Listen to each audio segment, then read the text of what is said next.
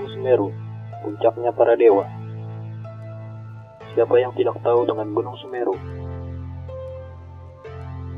Gunung tertinggi di Pulau Jawa, puncaknya yang dinamakan Mahameru, memiliki ketinggian mencapai 3.676 meter di atas permukaan laut. Gunung Semeru masuk dalam wilayah dua kabupaten, yaitu Kabupaten Malang dan Kabupaten Lumajang, Provinsi Jawa Timur. Gunung ini termasuk dalam kawasan Taman Nasional Bromo Tengger Semeru.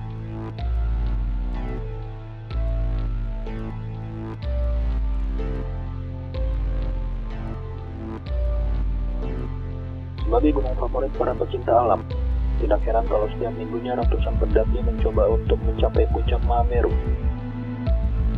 Gunung Semeru adalah gunung berapi yang masih aktif, sehingga sewaktu-waktu dapat menyemburkan abu vulkanik. Di kaki Gunung Semeru terdapat danau yang terkenal dengan pesona yang tidak ada duanya. Ranokumbolo atau Danau Kumbolo dijuluki sebagai surganya Semeru. Terdapat area perkemahan untuk para pendaki di sekitar danau ini, sebagai lokasi transit sebelum melanjutkan perjalanan menuju ke puncak. Sederet kisah misteri memang terdapat dipisahkan dari setiap gunung, karena sejatinya gunung adalah hutan yang dihuni oleh banyak makhluk, termasuk makhluk halus. Di balik keindahan alamnya yang sangat mempesona, ternyata Gunung Semeru menyimpan kisah-kisah misteri yang sampai saat ini masih dipercayai oleh para pendaki dan masyarakat setempat. Berikut adalah 5 kisah misteri di luar nalar yang menyelimuti Gunung Semeru di balik keindahannya.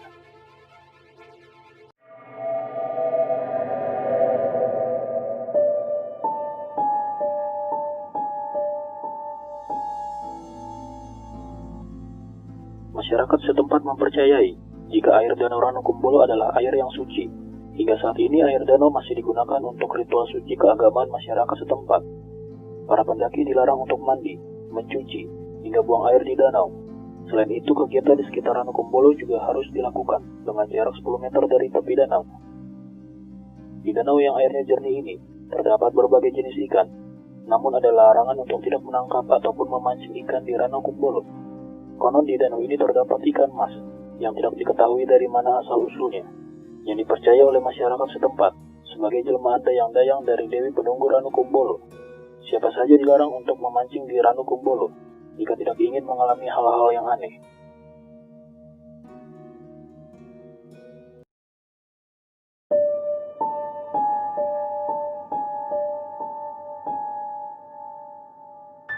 Danau Ranokumbolo merupakan tempat paling favorit bagi para pendaki yang hendak mencapai puncak Semeru. Udara yang sejuk serta pemandangan alamnya yang memukau menjadi daya tarik tersendiri. Namun di balik keindahan yang disajikan tersebut, Danau Ranokumbolo ternyata menyimpan beragam kisah misteri yang masih menjadi bahan pembicaraan hingga saat ini. Ranokumbolo yang menakjubkan ketika pagi dan siang hari akan berubah menjadi seram ketika malam hari. Para pendaki dilarang menyusuri hutan ketika malam hari. Danau Ranokumbolo memang terkenal dan dipercaya masih banyak penunggunya. Salah satu penunggu yang sering menampakkan diri di tengah danau ataupun di sekitar danau adalah sosok seorang wanita yang biasa disebut Nyai Dewi Penunggu Ranokumbolo. Penampakannya sering diawali dengan munculnya gumpalan kabut tebal yang berputar-putar di tengah danau dan kemudian berubah menjadi sosok seorang wanita.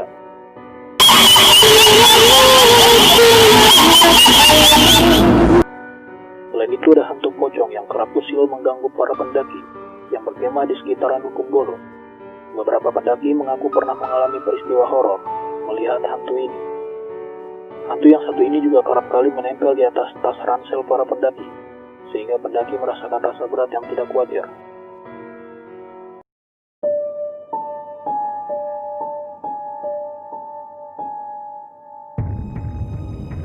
Jalur tengkorak atau yang disebut dengan Blank 75 menjadi momok menakutkan bagi para pendaki yang ingin mencapai puncak Gunung Semeru karena terlalu banyak memakan korban jiwa. Ini merupakan nama sebuah jurang dengan kedalaman 75 meter. Lokasinya berada di timur laut puncak Mahameru dan jalurnya berbelok ke arah kanan dari arah puncak. Medannya berupa lereng berpasir dengan jalur blank atau putus karena dipisahkan oleh jurang dengan kedalaman sekitar 75 hingga 100 meter. Mitosnya ketika para pendaki mengikuti pendaki lain pada saat turun dari puncak, namun orang yang diikuti tersebut tiba-tiba menghilang dalam kabut, dan tanpa disadari mereka malah terjerumus ke dalam jurang. Jika sudah terperosok, sulit untuk dievakuasi. Banyak pendaki yang tersesat, jatuh, atau hilang karena berjalan sendiri. Karena ingin cepat-cepat turun dan tanpa disadari, sudah berada di bibir jurang. Berdasarkan informasi tim penyelamat, sudah banyak korban yang ditemukan hidup ataupun mati, mungkin 75. Dan terkadang tim penyelamat menemukan mayat yang bukan menjadi target pencarian.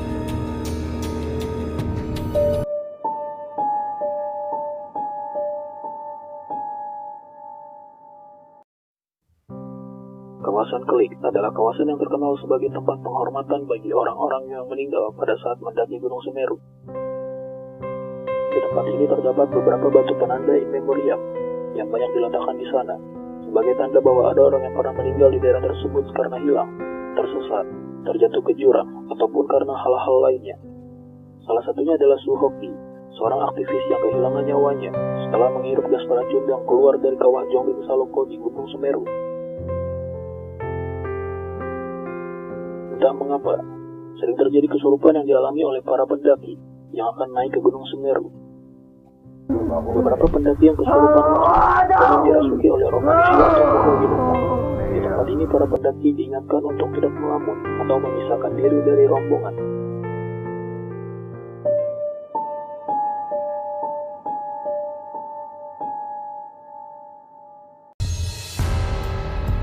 Setelah melewati Ranukumbolo, para pendaki akan melewati daerah yang ditumbuhi hutan lebat.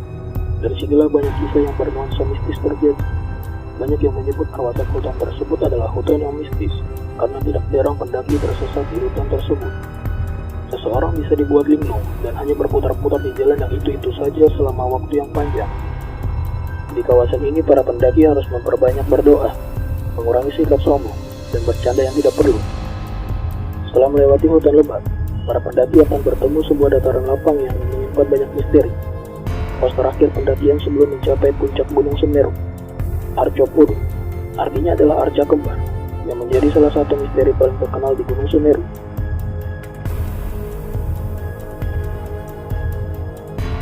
Dalam legenda Mahameru, diceritakan bahwa di lokasi Arjopuro terdapat dua buah patung arca yang berdiri kembar. Pendirinya adalah prajurit dari zaman kerajaan Majapahit. Namun keberadaan patung arca tersebut tidak bisa dilihat oleh sembarang orang. Hanya orang yang memiliki kelebihan tertentu saja yang bisa mengetahui keberadaan patung arca kembar tersebut. Ada yang melihat wujud patung tersebut sebesar anak kecil, namun ada juga yang melihat wujud patung tersebut sebesar raksasa, sehingga bisa terlihat dari kejauhan.